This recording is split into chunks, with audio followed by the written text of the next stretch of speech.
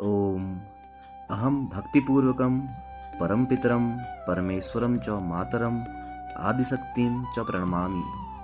अहं सद्गुरुं गोरक्षनाथं च भक्तिपूर्वकं प्रणमामि। इष्टदेवताभ्यो च श्रद्धया नमस्कारं करोमि।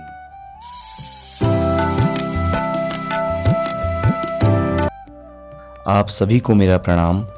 मैं आप सभी के सम्मुख श्री गुरु गोरखनाथ महापुराण की कथाओं के वीडियो श्रृंखला का द्वितीय भाग सुनाने जा रहा हूँ। अपना स्नेह, अपना प्रेम बनाए रखें।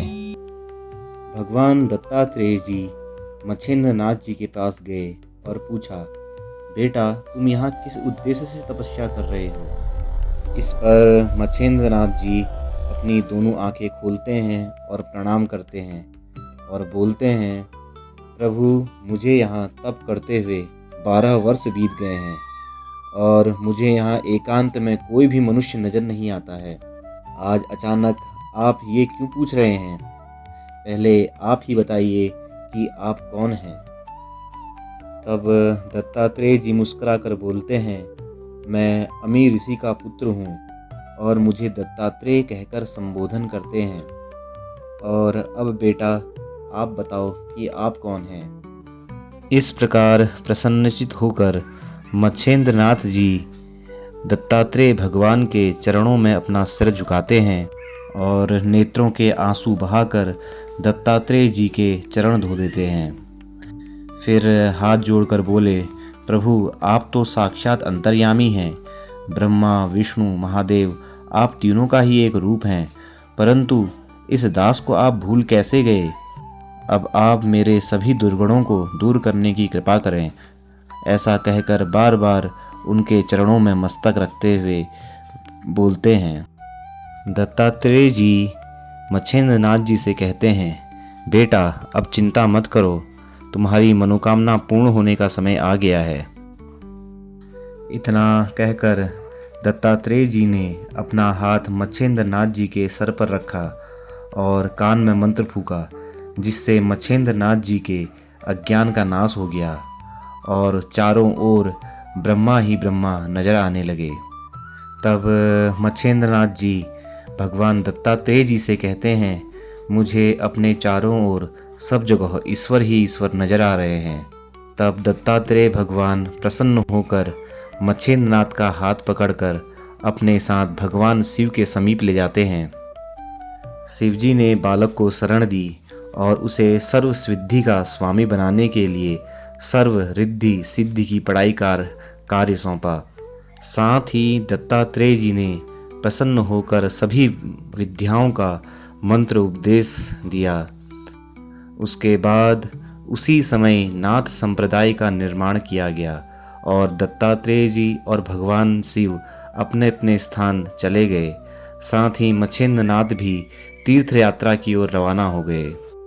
मच्छिंद्र नाथ जी तीर्थ यात्रा करते हुए सप्त श्रृंगी जा पहुँचे। वहाँ बड़ी भक्ति और भाव से उन्होंने देवी के दर्शन किए और हाथ जोड़कर विनती करते हैं, हे माता, सावर मंत्र विद्या पूरी तरह से मेरी बुद्धि में बैठ गई है। अभी उसी को कविता में रचने की मेरा विचार है।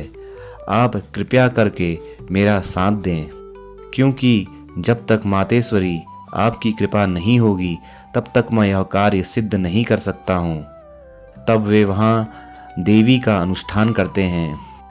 7 दिन बीत जाते हैं और देवी प्रसन्न होती है। देवी माता कहती हैं, बेटा तूने मुझे किस इच्छा से मेरा अनुष्ठान किया है? मच्छिंद्र नाथ बोलते हैं, हे मातेश्वरी, सावर मंत्र विद्या को कविता में रचने का मेरा विचार है, कृपया इसमें मेरी सहायता करें। तब देवी प्रसन्न होकर मच्छिंद्र नाथ योगी का हाथ पकड़कर उन्हें अपने साथ मार्तंड पर्वत ले गई। वहाँ एक वृक्ष था जो मंत्रोक्त यज्ञ रचना करने से सोने के समान चमककर अति सुंदर दिखाई देता था। वहाँ देवी ने योगी को वृक्ष की टहनियों पर बैठे हुए अनेक देवताओं के दर्शन कराए।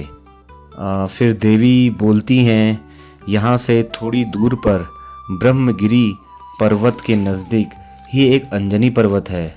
वहीं महाकाली का मंदिर है।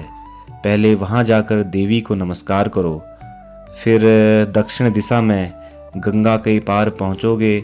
वहाँ पर निर्मल जल से भरे हुए 100 सरोवर दिखाई देंगे।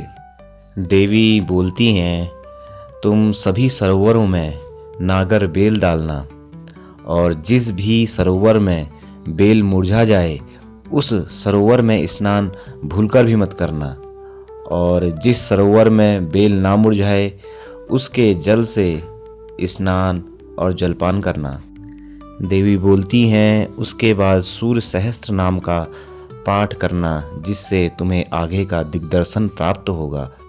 तत्पश्चात उसी जल से सूर्य को अर्घ्य देकर नमस्कार करके बाकी उसी जल को इन वृक्षों में डालना, जिससे ये सारे देवता प्रसन्न होकर तुम्हें वरदान देंगे और अवश्य ही तुम्हारी सभी मनोकामनाएं पूर्ण करेंगे। इस प्रकार देवी के द्वारा बताने पर मच्छेंद्रनाथ ने सभी देवताओं को प्रसन्न कर लिया। सर्वप्रथम सूर्यदेव को प्रसन्न करके सभी मनोकामनाएं सिद्धि का वरदान मांगा, और सूर्यदेव मनोकामना सिद्धि का वरदान देते हैं। इसके बाद बाकी देवता भी दर्शन देकर इच्छा पूर्ति का वरदान मच्छेंद्रनाथ जी को देते हैं। इसी प्रकार देवी भवानी के आदेश के अनुसार वे अंजनी पर्वत भी जाते हैं। वहाँ सभी सरोवरों में नागर बेल डालते हैं, और जब वे आदित्य नामक सरोवर पर बेल डालते हैं तो वे देखते हैं कि उस बेल के पत्ते निकल आए हैं। तो वे देवी के बताए गए अनुसार उस सरोवर के पानी से आचमन करते हैं, उस सरोवर के जल का पान करते हैं। उसके पश्चात वे मूर्छित हो जाते हैं। जब उन्हें थोड़ा होश आता है तो उन्हें देवी का कथन याद आता है।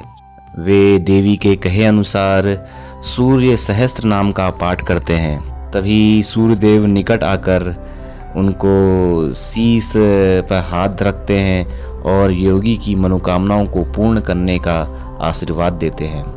इसके बाद सूर्य भगवान से आशीर्वाद लेने के पश्चात मच्छेंद्रनाथ जी आस्तत्व के वृक्ष को प्रणाम करते हैं और सूर्यदेव को याद करते हुए उस वृक्ष को जल देते हैं। तब सूर्यदेव मच्छेंद्रनाथ जी से पूछते हैं, बताइए आपने मुझे कैसे स्मरण किया, आपकी क्या इच्छा है। इस पर मच्छेंद्रनाथ जी कहते हैं कि मैं सावरी मंत्र को कविता के रूप में लिखना चाहता हूँ, जिसके लिए मेरी आप सहायता करें। तब सूर्यदेव प्रसन्न होकर मच्छेंद्रनाथ की इच्छा पूर्ण करने के उद्देश्य से उनके सहायक होते हैं। इस तरह 7 महीने और 13 दिन में सभी देवताओं के आशीर्वाद से सांवरी मंत्र की पुस्तक कविता के रूप में तैयार हो गई। से आगे की कथा हम अगले एपिसोड में श्रवण करेंगे, और सभी से निवेदन है कृपया वीडियो को ज़्यादा से ज़्यादा शेयर करें, चैनल को सब्सक्राइब करें एवं अपने सुझाव कमेंट बॉक्स में ज़रूर दें। धन्यवाद।